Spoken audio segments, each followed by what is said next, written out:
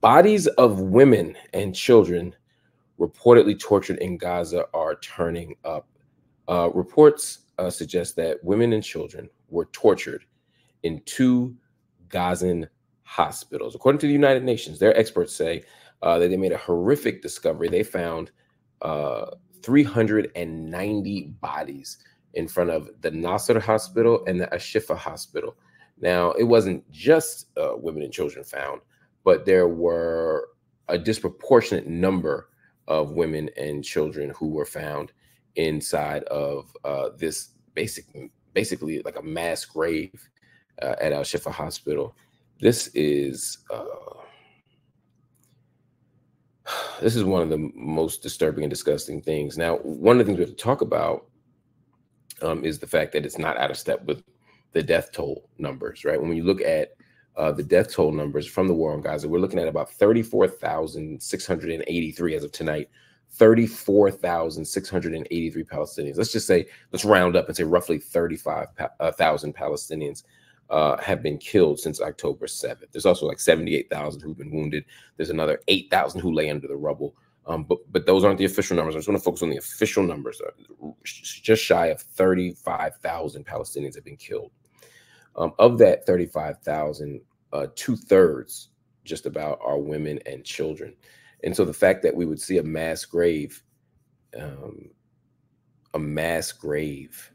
at Al Shifa Hospital is no surprise. It's actually quite unsurprising, unfortunately, and quite tragic. Now, according to the United Nations, there were instances of torture. There were also instances of summary executions and torture. Now, this is unacceptable against anybody. I mean, we have conventions against torture. We have, obviously you don't want extrajudicial killings. You don't want the killing of any innocent person. All of these things are war crimes. But when we see it happen to people who aren't even purported to be combatants, people who the Israeli government isn't even saying are part of Hamas, it just makes it even more ridiculous, even more painful, and even more indefensible. And so we'll continue to watch this story. But it's fascinating to me. It's absolutely fascinating to me that at a moment where the US media is focused on the campuses, they're focused on the marches, they're focused on the encampments, they're focused on, who's saying what, who's chanting what on college campuses. The media can focus almost exclusively on this and say nothing about, again, mass torture, nothing about the invasion of Rafah that's pending, nothing about the violence in Gaza that's happening, from bombs to,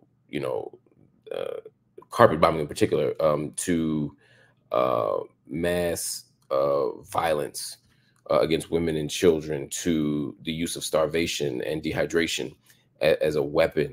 All of it is crisis level, and none of it seems to resonate with the US media.